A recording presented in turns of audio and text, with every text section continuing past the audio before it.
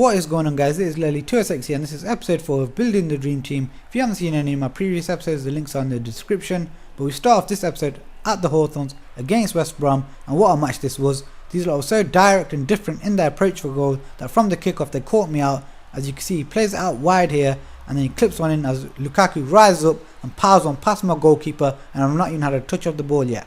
Now, it took me a while to figure out that these lot were going to keep going out wide, and before I actually figured that out, Lukaku should have put them 2-0 up here, and then I changed my approach. I didn't go as aggressive, and that's why I didn't have a real chance until the 45th minute here, as Pogrebnik gets one-on-one with the goalkeeper, but he makes a brilliant save and knocks it down for a corner. But then they only half deal with that corner, as it comes back out to Gunter, takes one touch, whips it straight back in, but this time the keeper makes a hash of it, and it allows Robson Kanu to score a lovely improvised finish and makes it 1-1 at half time and gives me a reason to smile. So I knew things needed to change for the second half, and that's exactly what I did. I started playing more out wide. I thought, let's see if I can put a good cross in there and see what happens. And what happens? The big Russian Pogrebnik heads me into the lead, but then I almost get lucky and double my lead with this deflected effort. And there's no look needed here, as Nicky Shorey blasts one in from 25 metres, and with the dominance of that half I knew that was it. Game over, 3 points were mine, and I was right, because you can see in the second half I really stepped up my game here, and I deserved all 3 points, and that's exactly what I got. Now let's see if there's any upsets here, and we can see Man City lost to Everton, and well, Manchester United beating Liverpool isn't really much of an upset, is it? So I'm sitting pretty in 5th at the moment after 8 games in. Now I'm playing against Fulham in the league, and I know I've got an FA Cup match against them soon, so I thought this would be a good chance to see what they're like tactically, so it makes the cup match that bit easier. But this Emmanuelson guy, he was a massive pain in my arse, and here actually putting a nice little cross. It's one of them ones that are hard to defend against, and luckily for me, Robson Kanu was there to score 2 goals in 2 games and give me the lead this match. But Emmanuelson, he was like Ronaldinho this match. Actually, they get a bit of luck here, and you know, ricochets kindly for them. But as I was saying about Emmanuelson, he reminded me of Ronaldinho so much. He was either like playing wicked passes, or he was just dribbling past my players at will. You'll see moments of that in them later. But here is a slightly overhit pass, and I'm talking ever so slightly, but the keeper does a good job actually there and closes down the angle and makes me rush the shot. But like I was saying, just watching Emmanuelson, he'll just walk past my defenders like they were nothing, and just play like passes like Ronaldinho, and that would have been like goal of the season had that gone in. But the only thing that actually let Fulham down in this match was the fact that they just couldn't finish their chances. And in this second half I actually played a lot better.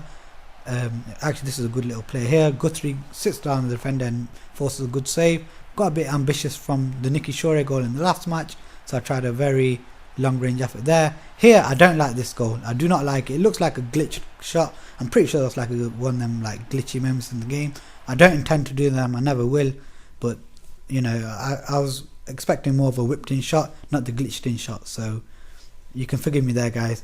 Now you can see I've closed the gap down on 4th, and I can't actually believe I'm saying that with Reading, but yes, I've closed the gap down on 4th, level points with Arsenal. And who's my next opponents? That's right, it's Arsenal.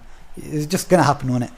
So they actually had kick-off. I won the ball really early, and then I thought no one's actually pressuring me, so I just kept on running. The gap opened up, and it was a good save, and I thought I had an empty tap in there, but it's a great recovery challenge from Gibbs.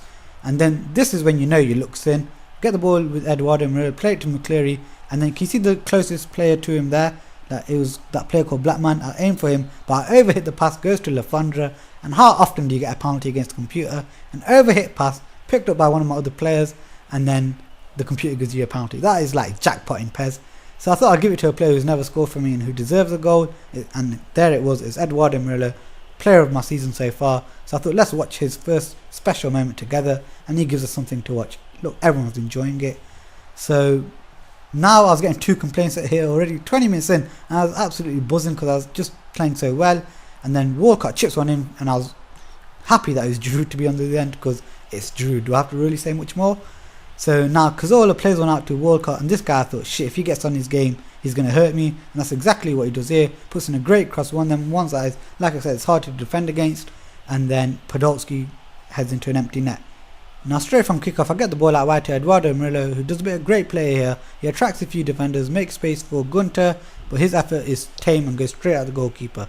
Now we're at the end of the first half, and I get the ball to Blackman, and I knew Gibbs was going to think this pass was to feet, so I played a through ball out wide to McCleary, but then I lay it back to Blackman, who scores on his Premier League debut, and what a match to score in.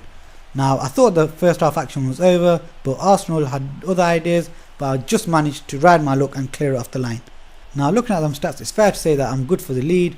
So we go into the second half and Walcott goes looking for Podolski, but he gets dispossessed, but Podolski comes back, wins the ball, and then I thought, oh no, I'm in trouble here. But watch this for defending. Look at this, I covered the angle for that pass for Walcott's left, and I go in at the perfect time, and then it just gets even better from here for me anyway. Look at Riziki, this is a bit stupid. He gives him to Walcott. Walcott's miles away. Why would you do that? But then what that does is it like disturbs Arsenal, and I take full advantage of that as I cut in here, and Lafondra finishes emphatically and doubles my lead at the Emirates. I was actually pinching myself. I couldn't believe it. And look at Lafondra, he didn't know how to celebrate. He just put his arms in the air and just jogged back to the halfway line. That's what I like about my players. A bunch of hard workers. So here I'm actually buzzing here, and look at this. This is the confidence. I'm actually going for lobbed goals from the edge of the area.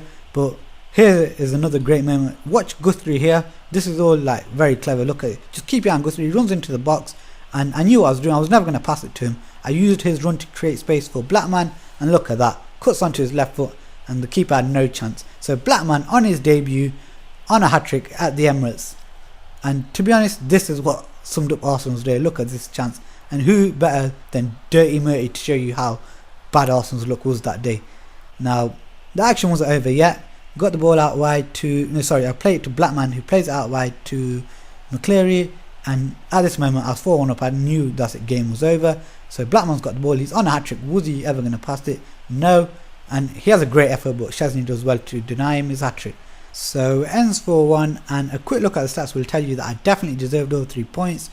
And what I actually did after this match was, you won't see the results because I went straight to the general settings just to check it's on Superstar difficulty, which it was. So now you can see I've leapfrogged into third, and I'm going to end this episode on the match against Liverpool because it was such a boring match, and I did not want to start the next episode with this match. There's goals in it, but it was just such a boring match.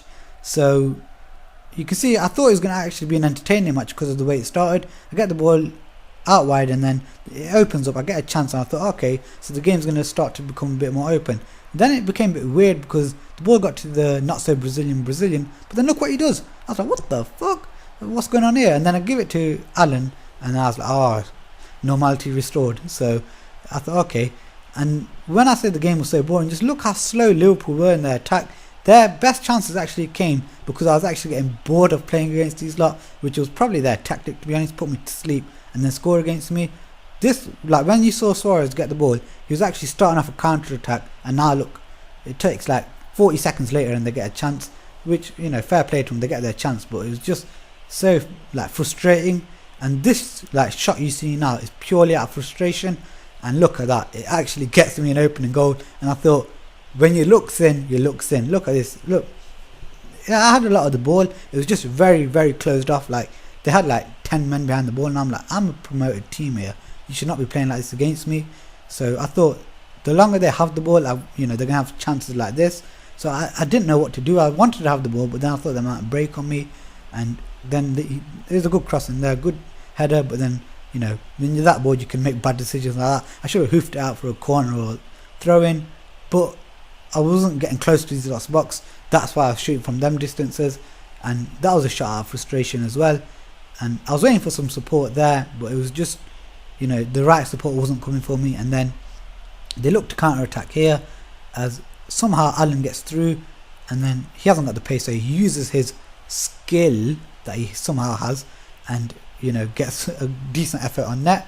And then here Suarez comes, well, I won't say comes close, but he gets in a decent position, and somehow I get a free kick here. Yeah, that's right, I don't know how, but I got a free kick here, played it out, and I thought, let's just go for it, you never know. And, you know, it ends 1-1.